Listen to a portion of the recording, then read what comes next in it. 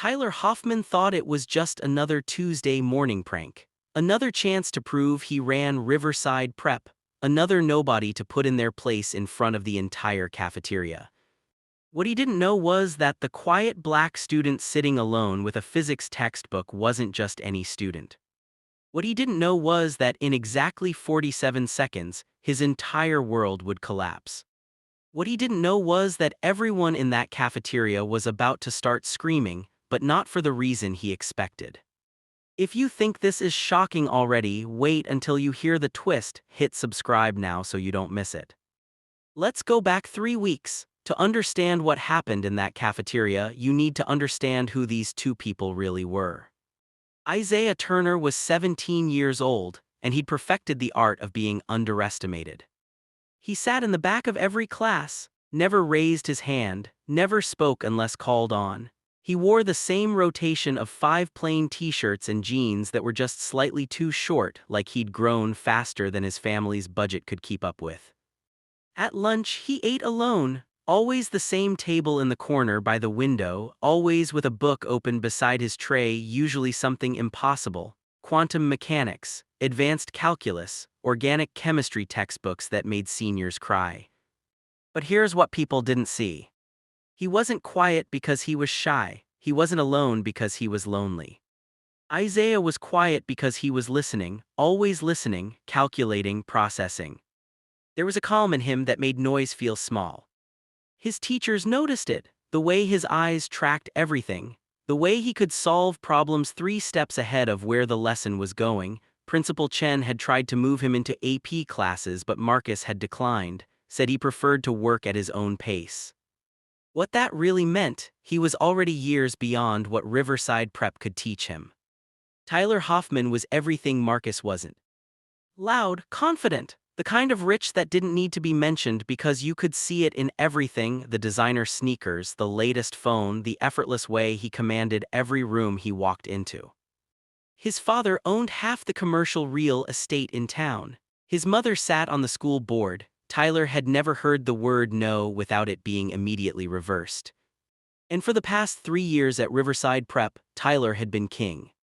Not through cruelty, exactly. Tyler was too smart for that. He ruled through charm and strategic humiliation.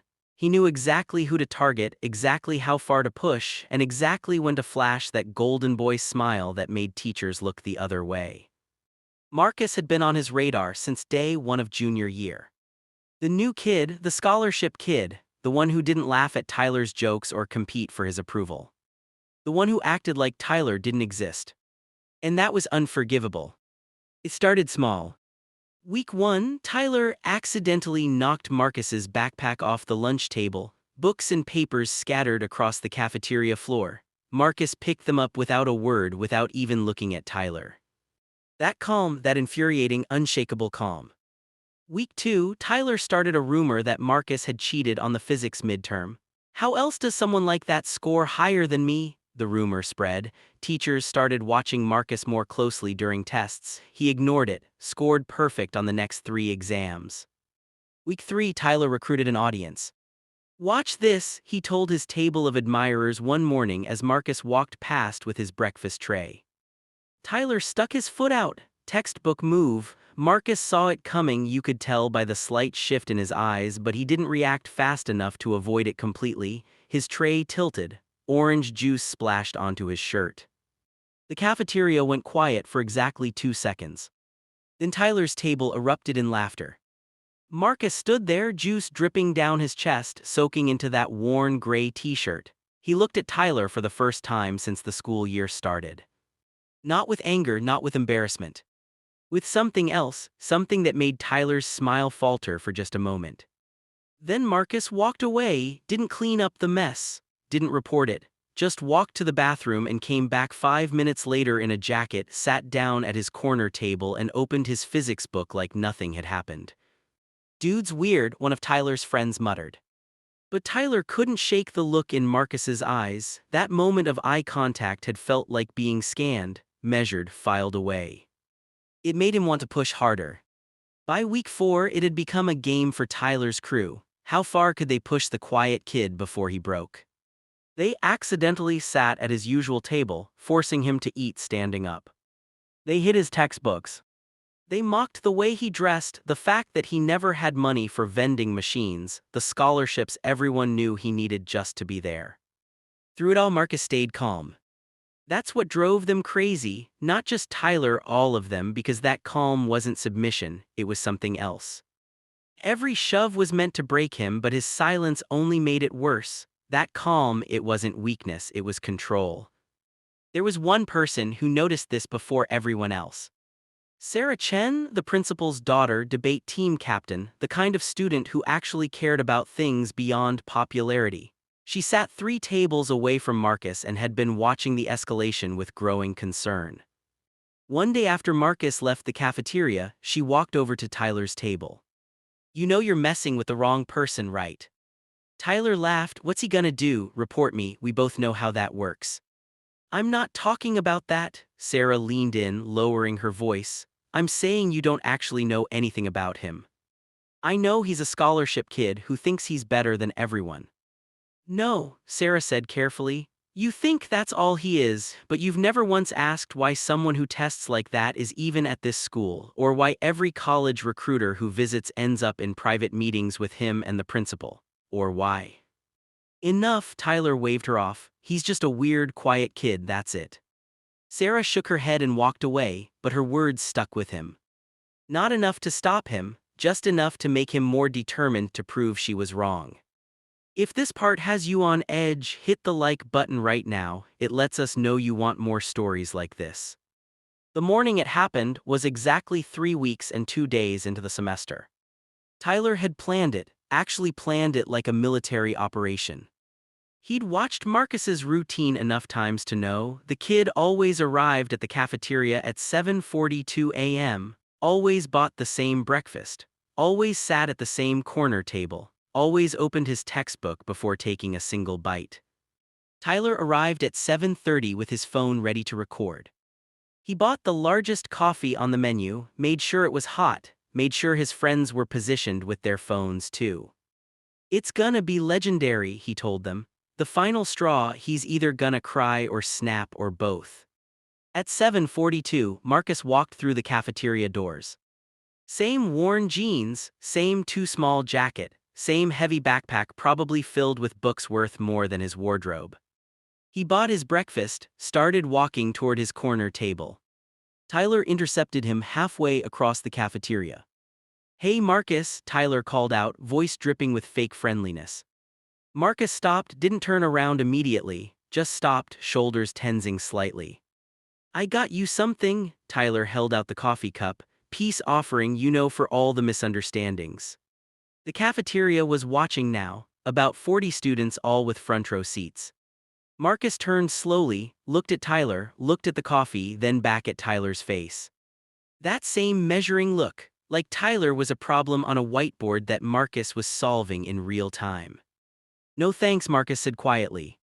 "Come on man, don't be like that." Tyler stepped closer. "We're all friends here." "I'm good." Marcus tried to step around him.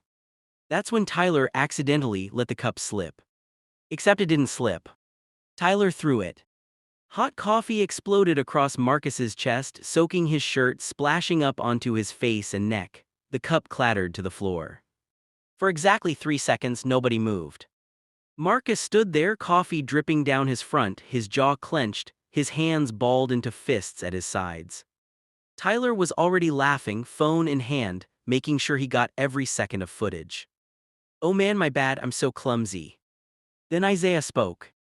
His voice was still quiet, but there was something in it now, something cold and absolutely certain. "You just made the worst mistake of your life." Tyler's laughter died. "What did you just?" Isaiah pulled his phone from his pocket, tapped the screen once. And that's when the screaming started. Not from Isaiah, from everyone else. The cafeteria's fire alarm erupted in a deafening wail that made 40 students jump from their seats. Red emergency lights began strobing. The sprinkler system engaged, water cascading from the ceiling in sheets. Chaos. Students scrambled for their bags, shrieking as cold water drenched them. Chairs scraped, trays clattered to the floor, Teachers rushed in from the hallway, shouting instructions no one could hear over the alarm. Tyler stood frozen in the center of it all, soaked, his mouth hanging open in confusion. Isaiah stood 3 feet away, equally drenched, holding his phone. His expression hadn't changed, still calm, still measuring. "What did you?" Tyler started. "Fire drill," Isaiah said quietly, barely audible over the chaos. "Mandatory evacuation, whole school. You picked the wrong day to document yourself committing assault on camera." Tyler's face went pale. I didn't." But Isaiah was already walking toward the exit with the crowd, leaving Tyler standing alone in the flooding cafeteria. The alarm didn't stop for 3 full minutes. By the time everyone filed outside into the parking lot, dripping and confused, Principal Hayes was already reviewing security footage on her tablet. Naomi stood beside her mother, arms crossed, watching Tyler stumble out last. "That wasn't a drill," someone muttered. "Someone pulled it," another voice said, "but who?" Then the whispers started spreading through the crowd like wildfire. "Did you see what Tyler did? He threw coffee on that quiet kid. Isaiah, his name's Isaiah. I got it on video. So did like 10 other people." The laughter stopped, phones were out, everyone waited for him to explode, but he didn't. He just stood there calm, and that calm terrified them. Isaiah stood at the edge of the crowd, wringing water from his shirt, saying nothing. But everyone was looking at him now, really looking, not past him, not through him, at him. Tyler pushed through the crowd toward him, his golden boy charm replaced with something desperate and ugly. "You think you're clever, you think pulling a fire alarm makes you." "I didn't pull anything," Isaiah said evenly. "But you assaulted me in front of 40 witnesses while filming it yourself. That was your choice." "It was a joke, a prank, everyone saw it was." "Assault," Principal Hayes's voice cut through. She stepped forward, tablet in hand, her expression granite. "Mr. Hoffman, my office now." Tyler's face went from pale to red. "This is ridiculous, my father will be joining us," Principal Hayes finished, "along with school security and possibly the police, depending on what Mr. Turner decides to do." Every eye turned to Isaiah. He could have pressed it, could have demanded consequences, could have finally made Tyler pay for 3 weeks of systematic humiliation. Instead, he looked at Tyler, really looked at him, and said something that made the entire crowd go silent. "I don't need you expelled, I just needed everyone to see who you really are." Then he walked away. The full story came out over the next 48 hours. Not from Isaiah, he never said a word about it. It came from Naomi, who'd been quietly documenting everything for weeks. From the teachers who'd turned a blind eye until they couldn't anymore. From the security footage that showed 3 weeks of pranks that were actually targeted harassment. And from something else, something nobody had known. Isaiah Turner wasn't just a scholarship student. He was the scholarship student. 2 weeks before school started, MIT had reached out to Riverside Prep specifically because Isaiah had scored perfect on every standardized test they could give him. Not just perfect, he'd finished the SAT in 40 minutes, the Advanced Placement Physics exam in 30. MIT wasn't recruiting him, they were trying to figure out how to teach someone who was already operating at a graduate level. The meetings with college recruiters Naomi had mentioned, those weren't recruiters, they were professors, from MIT, Caltech, Stanford, coming to meet the 17-year-old kid who'd published a paper on quantum computing applications in theoretical physics. Under a pseudonym. Because he didn't want the attention. The worn clothes, his family was lower income, yes. But the real reason his jeans were too short was simpler. He grew 3 inches over the summer and hadn't mentioned it to his mother because she was working 2 jobs to keep their apartment. He bought the wrong size deliberately so she wouldn't spend money she didn't have. The books he read at lunch, graduate-level texts he was working through for fun because he'd exhausted everything else. The calm that drove Tyler crazy, that wasn't submission. That was a kid who'd spent years being smarter than everyone around him and learning to hide it so he wouldn't make people uncomfortable. Isaiah hadn't been invisible by accident, he'd been invisible by design. And Tyler had mistaken survival strategy for weakness. The video Tyler had filmed, the one he'd planned to post to humiliate Isaiah, never made it online. Tyler's friends deleted theirs immediately, but 3 other students had caught the moment on their phones and the footage spread through the school like lightning. Not because it showed Isaiah being humiliated. Because it showed what happened after. The moment the coffee hit, the split second where Isaiah's jaw clenched and his hands balled into fists, everyone had expected an explosion. But what they got was something different. In one motion, he caught himself mid-reaction. No anger, no noise, just precision. That was the moment everyone realized they never really knew him. The video showed Isaiah pulling his phone out with steady hands, tapping one button, and then the alarm. Someone discovered later that Isaiah hadn't actually triggered the fire alarm. He'd sent a single text message to Principal Hayes, "Check cafeteria security feed, now." The alarm was pure coincidence, a faulty sensor that had been flagged for repair. But the timing made it look like divine intervention. Or perfect calculation. No one was quite sure which, and that made it even better. By Friday, everything had changed. Tyler was suspended for 2 weeks. His father had tried to fight it, made calls, threatened lawsuits, pulled every string he had. It didn't matter, the video was undeniable. The pattern of behavior was documented. The school board, which his mother sat on, voted 7-2 to uphold the suspension. She was one of the 2 votes against. But the real consequence wasn't the suspension. It was the silence. Tyler's friends stopped sitting with him, his phone stopped buzzing with texts. The social ecosystem that had placed him at the top had collapsed overnight. Because everyone had seen what Isaiah did with his power when he finally had it. Nothing. He hadn't gloated, hadn't posted his own video, hadn't turned Tyler into a meme or a villain. He'd just gone back to his corner table, opened his physics book, and kept studying. That scared people more than any revenge could have. Isaiah Turner had the power to destroy Tyler Hoffman's reputation completely. He had evidence, he had witnesses, he had every reason. And he'd chosen not to. That kind of restraint, that level of control, made everyone recalculate who they were dealing with. On Monday morning, when Tyler returned from suspension, he walked into a different cafeteria. Isaiah sat at his usual corner table, alone as always, book open as always. But now, 3 other students sat nearby, not at his table. Isaiah's body language made it clear he valued his space, but close enough to be in his orbit, respectful, curious. Naomi was one of them. Tyler got his breakfast and looked for his usual table. His friends were already sitting there, none of them met his eyes. When he approached, they didn't tell him to leave, they just continued their conversation as if he wasn't there. Invisible.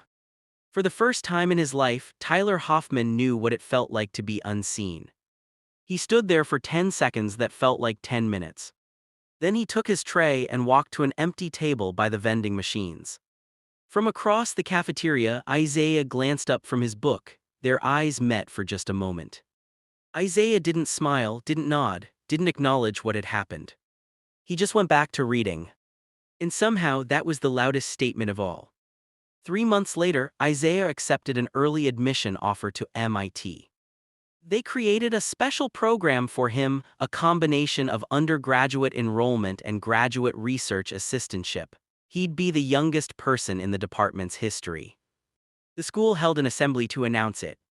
Principal Hayes called Isaiah to the stage. He walked up reluctantly, uncomfortable with the attention, his hands in his pockets.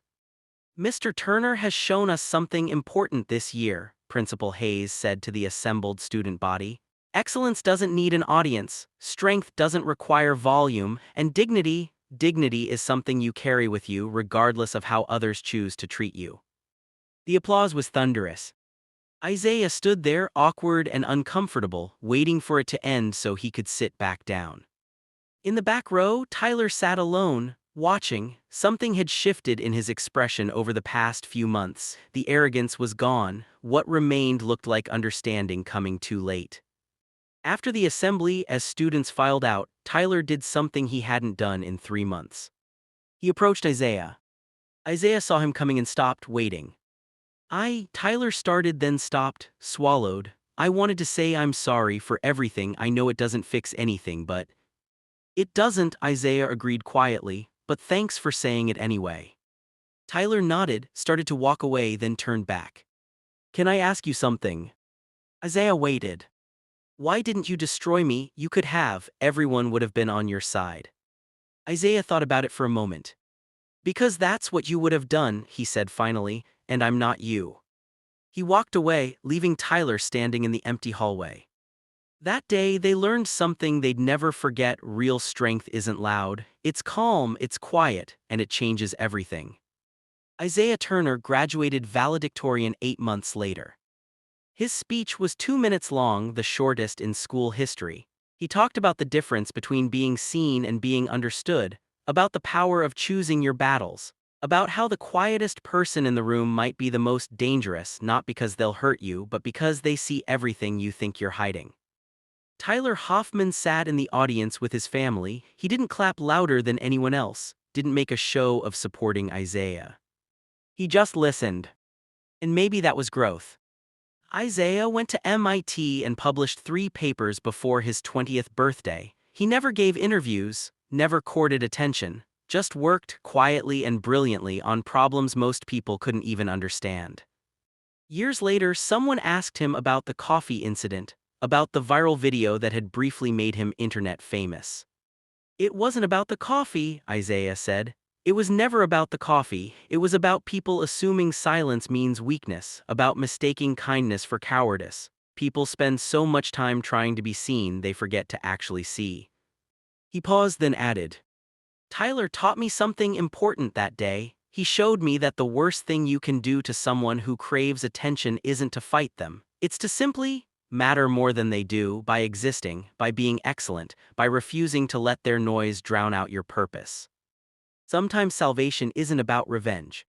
Sometimes it's about being so undeniably yourself that other people's opinions become irrelevant. Sometimes the person everyone overlooks is the one who changes everything. Not through violence, not through drama, not through cruelty. Through excellence, through restraint, through the simple, revolutionary act of refusing to be broken. Isaiah Turner taught Riverside Prep a lesson they never forgot. Real power doesn't announce itself. It doesn't need to. If this story moved you, hit the like button and subscribe. It tells us you want more stories like this. Real strength isn't about who shouts the loudest. It's about who stands the tallest when everyone else has fallen silent.